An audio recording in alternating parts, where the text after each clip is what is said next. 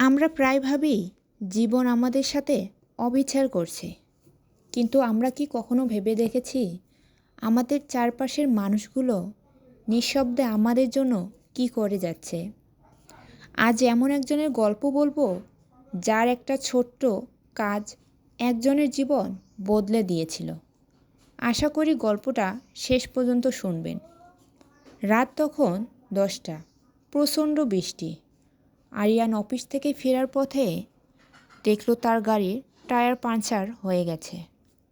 নির্জন রাস্তায় সে যখন অসহায়, তখন এক বয়স্ক মেকানিক এগিয়ে এলেন। লোকটার পরনে ছিল জীর্ণ পোশাক, কিন্তু মুখে ছিল এক অদ্ভুত প্রশান্তি। ঘণ্টাখানেক ভিজে কাজ করার পর যখন আরিয়ান তাকে টাকা দিতে চাইল, তখন বৃদ্ধ লোকটা হেসে বললেন, টাকা লাগবে না বাবা, শুধু একটা কথা মনে রেখো, ভবিষ্যতে কখনো কাউকে বিপদে দেখো তাকে সাহায্য করো, তাহলেই আমার পাওনা শোধ হয়ে যাবে। আরিয়ান বাড়ি ফেরার পথে একটি ছোট হোটেল দেখতে পায়। সেখানে খেতে ঢুকলো। সেখানে দেখল একজন ওয়েট্রেস মেয়ে, যে কিনা সন্তান সম্ভাবনা। মেয়েটি ক্লান্তিতে ধুঁকছিল, কিন্তু মুখে জোর করে হাসি ধরে রেখে সবাইকে সেবা দিচ্ছিল। আরিয়ানের হঠাৎ মেকানিক লোকটির কথা মনে পড়ল।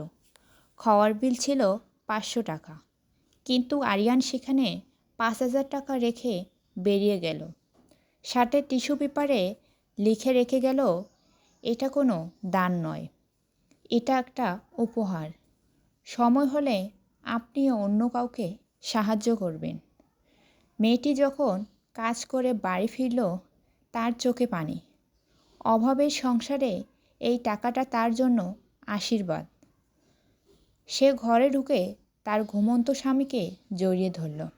জানেন তার স্বামী কে ছিল?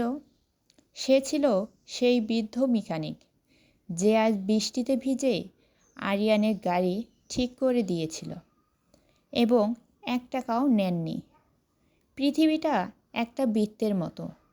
আপনি আজ কারো জন্য ভালো কিছু করলে তা কোনো না কোনোভাবে আপনার কাছেই ফিরে আসবে। আমরা হয়তো পৃথিবী বদলাতে পারবো না, কিন্তু এমন একজনের পৃথিবী তো বদলে দিতেই পারি। আপনার আজকে একটি ছোট্ট সাহায্য কারো জীবনে সবচেয়ে বড় প্রাপ্তি হতে পারে। আমাদের জীবনও ঠিক একটা আয়নার মতো। আপনি আয়নার সামনে দাঁড়িয়ে হাসলে আয়নাও আপনাকে হাসি ফিরিয়ে দেবে। আরিয়ানকে সেই বৃদ্ধ মেকানিক সাহায্য না করলে হয়তো আরিয়ান সেই হোটেলে যেত না, আর সেই মেয়েটিরও অভাবও দূর হতো না।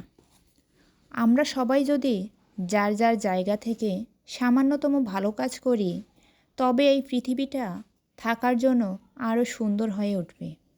মনে রাখবেন, আপনার করা ভালো কাজগুলো কখনোই হারিয়ে যায় না, সেগুলো ঘুরে ফিরেই আপনার কাছে ফিরে আসে যখন আপনার সবচেয়ে বেশি প্রয়োজন হয়।